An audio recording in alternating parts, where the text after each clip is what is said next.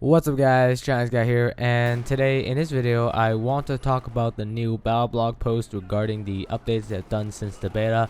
So these updates will probably stay until the game releases on October the 29th for North Americans and November the 1st for the United Kingdom. So in this video I will pick the updates which I think are most important and I'll talk about them. But if you want to read this article for yourself for the full details, I will link it down below for you guys. So let's get started. Now, PC players including myself experienced some low frame rates and or stuttering in the beta even on a high-end system. So DICE is assuring us that they're trying their best to optimize the performance of the game as well as they can before the game launches.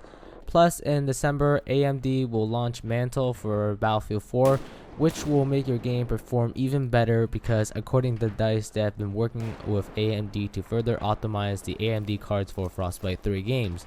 Of course, you will need an AMD GPU to gain the extra performance, but I'm sure NVIDIA cards maybe in the future will have something close to Mantle.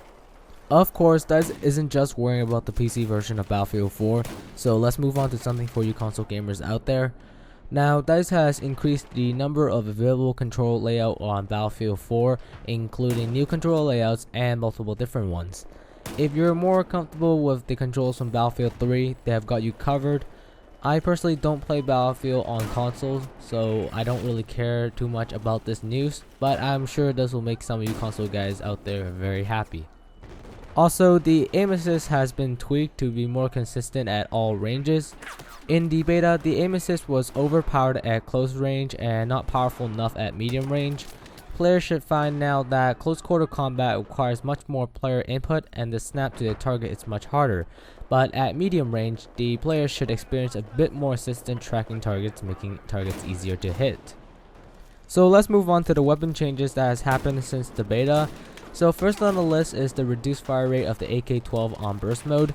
It went from 1000 rounds per minute to 750 rounds per minute. The rate of fire was way too high combined with the low recoil of the weapon, making it overpowered than it should be in burst mode. I have a feeling the AK-12 in the future will probably become a problem and will require many patches just like the M16A3 did in Battlefield 3. But we'll just have to wait until the final game releases to see because there'll be even more powerful weapons maybe. DICE has also increased the throwing distance for the portable ammo packs and first aid packs. It should be much easier to throw these packs to teammates to help them out now. I believe this is a lot better because when I used these ammo packs and medic packs in the beta, it didn't seem like it went as far as it should have, and I'm glad they made this change. Also, something else regarding the portable ammo packs is now they reload 2 magazines of bullets instantly and up to a total of 4 magazines per pack over time. The player must stay on top of the ammo pack in order to benefit from all the reloading, but grenades, RPGs, and other explosive launchers do not benefit from the instant reload function of the ammo pack. DICE has also increased the muzzle flash of the 25mm and 40mm launchers to make their position even more visible. I think that's a great idea since launchers in Battlefield 4 are quite strong compared to Battlefield 3 and can kill infantry quite easily, usually in one-hit shots. So exposing their position may help balance that out. Now, I know this isn't regarding weapons really, but the revive time has been increased from 7 seconds to 10 seconds. I'm not too sure what this means. It could just mean the time it takes to revive someone, or it could mean the time they give you to accept the revive. But if I have to guess, I would think it would mean the time it takes to accept the revive, since I know for a fact that it does not take 7 seconds to revive someone. If I find any more information regarding this, I will update you guys, so if you want to know more, stay tuned to my channel. Anyways, enough about the weapon changes and let's talk about the vehicle changes. Firstly, they have increased the damage of the Stinger and the IGLA to 3 hits to kill attack helicopters. It did 25% damage before and now it does 35%. So Stingers and IGLA aren't those super powerful launchers like they were in Battlefield 3. Now in Battlefield 4 it just damages the aircraft and maybe immobilizes it. I think it's a great idea to do this because it just takes away those easy lock-on missile kills and actually makes the player use a better strategy to engage the enemy helicopter. DICE has also increased the speed of all the tow missiles to 75 meters per second from 50 meters per second, so they can catch up to fast vehicles like the quad bikes. To be honest, I don't think this is going to affect me much since I barely even use the tow missiles in Battlefield 4, and I just don't think 25 meters per second will do that much of a difference. In my opinion, I think the tow missiles will probably stay as a very underused weapon in Battlefield 4 just like it was in Battlefield 3. The Cosal LMGs on the armored vehicles has also got a slight buff on the ability to sustain accurate fire, because according to DICE it was underpowered, but to me it just felt like a normal machine gun like how it was in Battlefield 3, and I didn't really mind it. The IFVs or infantry fighting vehicles had a slight nerf. The damage of the 40mm and 25mm infantry weapons has been reduced to do less damage against armored vehicles. They did this so it can highlight the anti-infantry role of the IFVs and make sure the IFVs won't be overpowered against tanks and other IFVs.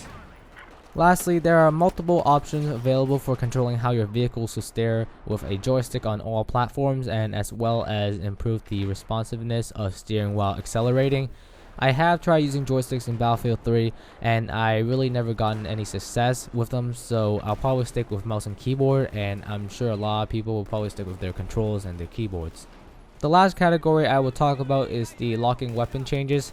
Firstly, I can officially say the RPG-7 and the SMAW can no longer lock onto laser designated targets.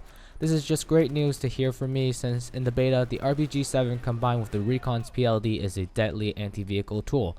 It was just overpowered and it was way too easy to get the kills, and DICE agrees with the community that it was inauthentic and so it's no longer in the game.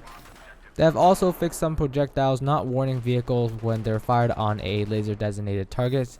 This was always the case with the lock-on RPGs, and it was really annoying when you're suddenly destroyed out of nowhere with no warning, so I'm glad they fixed that. Even though we haven't used the MBT LAW in the beta, the lock-on distance for it was reduced to 350 meters from 500 meters. This apparently gives the IGLA the clear long-range anti-air role for the soldiers and keep the team play element of laser designated targets. Also, all laser designated missiles will now do a maximum of 90% damage to the attack and scout helicopters. It was down from 100%. This change is to give helicopters a chance to use their fire extinguisher or countermeasure even against laser designated weapons. I think this is a great idea since you just don't want to be blown right out of the sky, and this just gives you a fighting chance to escape. Anyways, I'm a fan to the changes, and this is a step to the right direction for DICE and their balancing. There's still plenty of things to fix, and most of them we haven't tried out yet. I really hope in the lifespan of Battlefield 4 they'll patch problems really quickly rather than leaving it for a giant patch which comes 2 months later. Once again, if you want to read this full article for yourself for the full details, you can. I will link it down below. Thank you guys for watching. I hope you enjoyed this video. If you did, please leave a like and a comment down below. I will appreciate it. Also, check out my other content on my channel for more Battlefield 4 videos. I will continue to strive for being your own source for Battlefield 4 videos. Peace out, guys.